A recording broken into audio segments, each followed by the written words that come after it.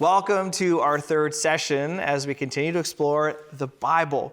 I just want to applaud you, actually, first of all, that you have made it to session 3 and that you're continuing this journey. It is a difficult thing. I mean, it's daunting when you see all of the information contained in this, and it's different. It's written in a different time, in a different setting, and so it is difficult sometimes to make sense of it. But I promise the work that you put in will pay off. My friends, this is worthy work, and so let's continue to think about this. In our third session together, I want to emphasize the fact that the Bible needs interpreting. That's a huge part of the scriptures, is what does this mean? And that you, as a reader of it, are an interpreter. So there's a lot of humility and checking of ourselves that we must do before we come to the Bible.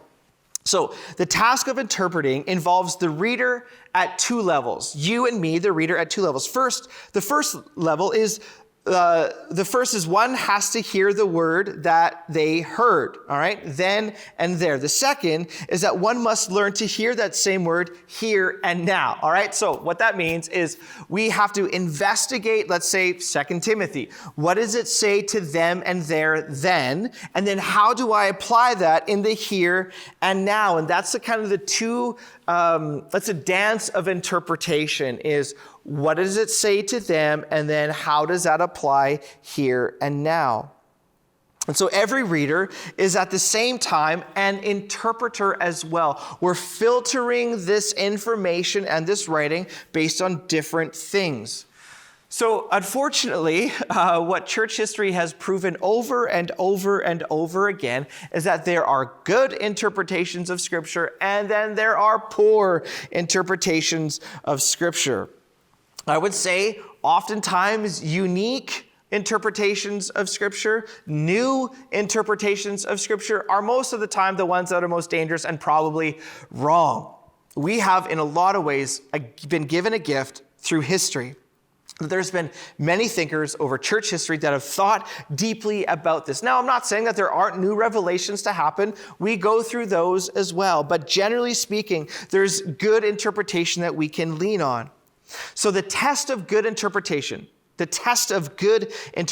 you and I's interpreting of the text, is that it makes good sense of the text for them. That the Bible can't mean something to me here and now that it didn't mean for them then. And so this is really important as we think about even baseline things about the Bible, like the translation of the Bible that you have. So this is a NIV, the New International Version. This is an interpretation. Same with the ESV or the Message translations, that all of these things are people doing good work to best interpret what the Bible means.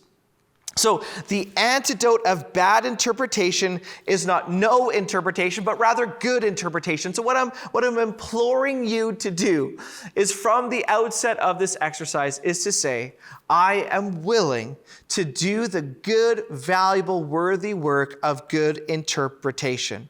So for you, as a reader and interpreter of the Bible, we need to understand that our pre-understanding of the Bible is based on lots of things. Let me give you 3. The first one is our culture.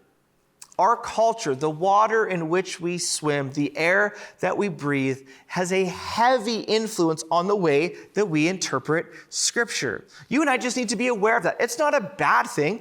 Everybody who's read the Bible has read it in a particular context. So it's not a bad thing. We just need to be honest about that we, as Western people, read this in a post-Enlightenment, post-modern framework.